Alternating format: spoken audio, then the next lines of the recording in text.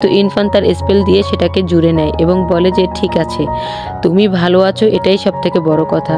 আর এই বিড়ালটাকে আমিই বড় করেছি এবং আমি তাকে সানি বলে ডাকি। ওকে আমি 1000 বছর আগে ডিমন ওয়ার্ল্ড থেকে উদ্ধার করেছিলাম এবং নানহুয়ায় এনেছিলাম।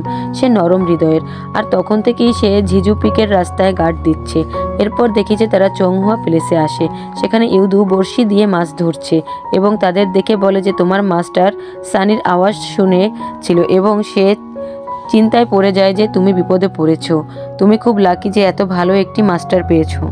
সিন কাট হয়, আমরা দেখি যে চুবুপো ডিমন কিং নিলুনের তলোয়ার দিয়ে সব ইমোর্টালদের মারছে এবং বলছে যে আমি কিরানকে ফিরিয়ে আনতে যাচ্ছি।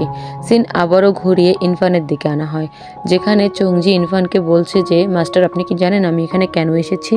আমি এখানে এসেছি মিস্টার ইমোর্টালের মতন সবাইকে রক্ষা করতে। তো আপনি কাকে রক্ষা করতে চান মাস্টার? তখন ইরফান বলে যে নানহুয়ার ইমোর্টালদের কাজই হচ্ছে সাধারণ সবাইকেই রক্ষা করা, তো তুমি কাকে রক্ষা করতে চাও? তখন চংজি বলে যে আমি সাধুজাকে রক্ষা করতে চাই, কারণ সেও আমার মতন মানুষের অনেক বকা শোনে, আর সাথে আপনাকেও আমি রক্ষা করতে চাই। এরপর দেখি যে তারা দুজন মর্টাল দুনিয়ায় এসেছে। দেখি তারা পানহাই সিটিতে সাধুজাকে খুঁজছে। তখন ইরফান বলে সম্ভবত সে এখন আর ভিক্ষা করে না, তাই তাকে খুঁজে পাচ্ছি না। আজ যদি খুঁজে নাও পাই তাহলে চান্স আছে, যেভাবে হোক খুঁজে বের করব, তুমি চিন্তা করো না। তখন তারা একটি রেস্টুরেন্টের সামনে আসে এবং চংজি বারবার সেই রেস্টুরেন্টের দিকে দেখতে থাকে। তখন ইরফান বলে কি খিদে পেয়েছে? চংজি বলে হ্যাঁ। এরপর দেখি যে রেস্টুরেন্টে বসে চংজি খাচ্ছে আর ইরফান ড্রিঙ্ক করছে। তখন চংজি বলে যে মাস্টার, তারা সবাই বলে যে ভালো খাবারের সাথে ভালো ড্রিঙ্ক হচ্ছে উইন, আজকে আমি একটু ট্রাই করব।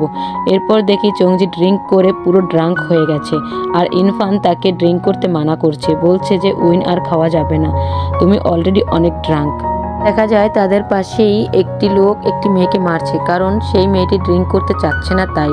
তখন সেখানে দোকানদার এসে সেই লোকটিকে বলছে যে ক্ষমা করুন, আজকে তার ড্রিঙ্ক করার মতন ফিলিং নেই, তাই সে ড্রিঙ্কস করছে না, তো তাকে আপনি ক্ষমা করুন। তখন লোকটি সেই মেয়েটিকে আবারও ড্রিঙ্ক করতে বলে এবং তাকে চর মারতে গেলে চংজি এসে তার হাত ধরে ফেলে এবং বলে তুমি এখানে ড্রিঙ্ক করতে এসেছো খারাপ চিন্তা নিয়ে, তুমি সিচুন রেস্টুরেন্টের ওয়াইনের যোগ্যই না, আমি তোমার মুখের উপর আঘাত করব। এই কথা বলে সে চর মারতে গেলে লোকটি তার হাত ধরে ফেলে।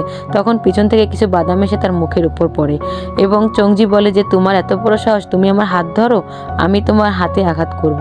দেখা যায় যে ইরফান তার হাতের উপর বাদাম ছুঁড়ে মারে, আসলে তার মুখের উপরও বাদামটা ইরফানই ছুঁড়ে মেরেছিল। চংজি বলতে থাকে আর ইরফান তার স্পেল দিয়ে বাদাম ছুঁড়ে ওই লোকটির গায়ে মারতে থাকে। এরপর লোকটি মার খেয়ে সেখান থেকে পালিয়ে যায়।